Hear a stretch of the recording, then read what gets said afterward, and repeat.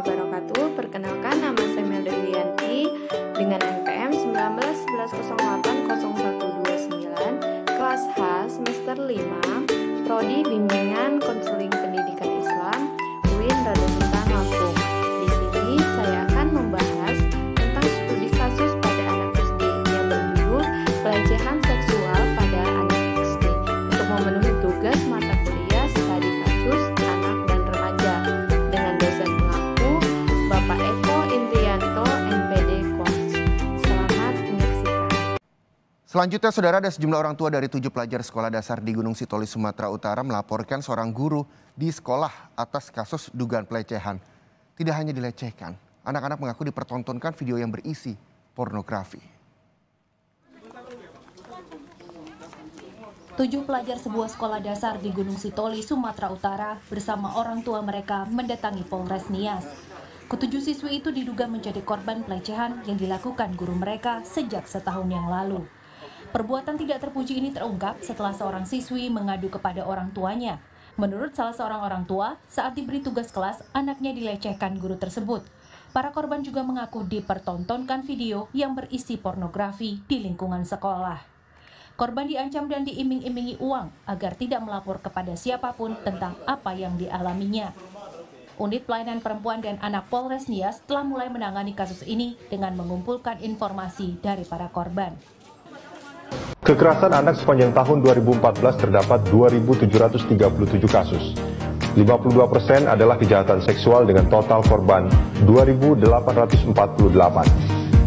Kekerasan pada anak didominasi kekerasan seksual sebanyak 1.424 kasus, kekerasan fisik 825 kasus, dan kekerasan psikis 477 kasus. Kekerasan seksual anak didominasi sodomi sebanyak 771 kasus, pencabulan 511 kasus, perkosaan 122 kasus, dan incest 20 kasus.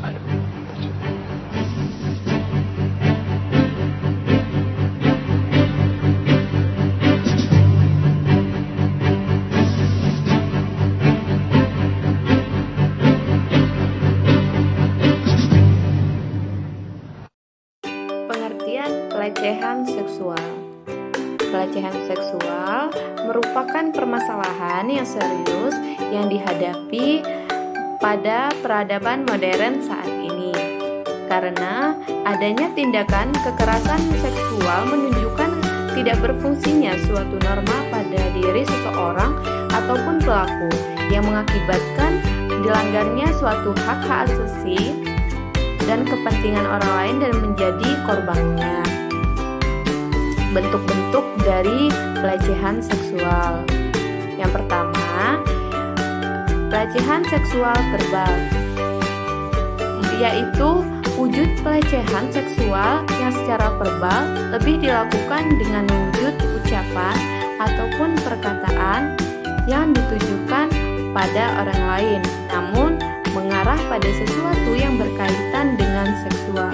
Pelecehan ini dapat berwujud seperti bercandaan, menggoda lawan jenis atau sejenis, bersiul-siul yang berorientasi seksual, lalu menyampaikan atau menanyakan pada orang lain tentang keinginan yang secara seksual ataupun kegiatan seksual yang pernah dilakukan oleh orang tersebut, lalu mengkritik atau mengomentari bentuk fisik dan mengarah pada bagian-bagian seksualitas.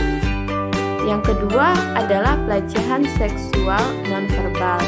Untuk pelecehan nonverbal ini merupakan kebalikan dari verbal. Apabila dalam pelecehan seksual verbal adalah menggunakan kata-kata ataupun ajakan bentukan tulisan, atau nonverbal ini lebih menggunakan dengan tindakan, akan tetapi tidak bersentuhan secara langsung antara pelaku dan korban. Misalnya, dengan memperlihatkan alat kelamin sendiri di hadapan orang lain, baik personal ataupun di hadapan umum. Lalu, dengan menatap bagian seksual orang lain dengan pandangan yang menggoda. Lalu, menggesek-gesekkan alat kelamin kepada orang lain. Dan selanjutnya yang ketiga yaitu pelecehan seksual secara fisik. Dalam kategori ini, pelecehan seksual ini antara pelaku dan verbal ini adalah sudah terjadi kontak secara fisik, dapat digolongkan ke dalam perbuatan yang ringan, misalnya meraba tubuh dengan seseorang yang tidak diinginkan oleh korban. Dan yang kedua, pemerkosaan atau pemaksaan yang perbuatan seksual. Yang ketiga, memeluk atau mencium, menepuk seseorang yang berorientasi seksual. Adapun dampak-dampak pelecehan di dalam pelecehan seksual. Pertama adalah dalam fisik. Kasus dalam seksual terjadinya dari fisik di dalam anak, dari yang terjadi ringan ataupun yang berat. Saat alat kelamin penis dewasa dipaksakan masuk ke dalam vagina atau mulut pada anus anak perempuan, pada umumnya tentu saja akan menimbulkan luka, perobekan, kerawanan, pendarahan atau permanen ataupun leban pada tubuh anak tersebut. Yang kedua adalah dampak psikis. Dampak psikis anak tidak seperti anak pada dewasa umumnya. Anak yang mempunyai keterbatasan pengetahuan seputaran seksual tentu saja yang terdapat. Yang selanjutnya yaitu proses dan langkah dalam studi kasus pada anak SD. Yang pertama adalah mengidentifikasi, yang kedua adalah mendiagnosis, yang ketiga adalah prognosis, yang keempat adalah pemberian bantuan.